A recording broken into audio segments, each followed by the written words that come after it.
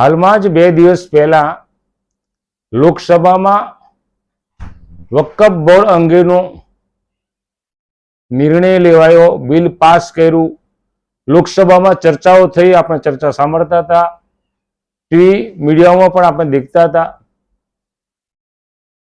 જે રીતના એ વકફ બિલને મારી મચેડીને એક સંપ્રદાયને નિશાન બનાવીને લાવવામાં આવ્યું છે. દેશમાં ઘણા બધા સંપ્રદાયો છે. જૈન સંપ્રદાય છે, ખ્રિસ્તી સંપ્રદાય છે, હિન્દુ સંપ્રદાય છે, મુસ્લિમ સંપ્રદાય છે અને આદિવાસી સંપ્રદાય પણ છે. આ બિલમાં એની સરકારની જે દ્રષ્ટિ છે, એની નીતિ છે, એની દાનત છે, એ હાથીના દાંત ચાવવાના જુદા અને ખાવાના જુદા એના જેવી દેખાઈ રહી છે.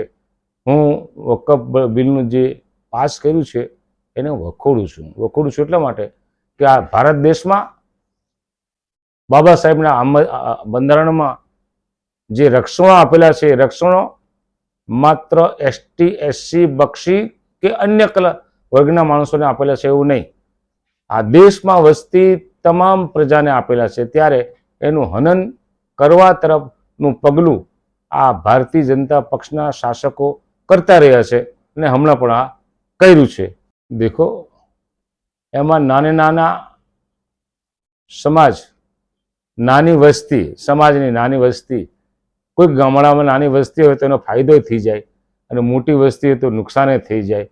પણ આખરે આપણે જે મઝહબને માનીએ છીએ એ મઝહબને એને માનતા રહીએ. આ ભારત દેશ સર્વધર્મ સંભાવવાળો દેશ છે, ત્યારે હા આવું તો ચાલ્યા કરો. આ મતોનું રાજકારણ છે, મતોનું રાજકારણ છે. સાથે સાથે સુપ્રીમ કોર્ટમાં પણ ગયું છે. ફાઇનલ ડિસિઝન આવતા સુધીમાં તો બિહારની ચૂંટણીઓ આવી પણ જવાની, થઈ પણ જવાનું, પણ એમને પરિણામ મેળવવું છે એટલા માટે આ બિલ પાસ કર્યું છે.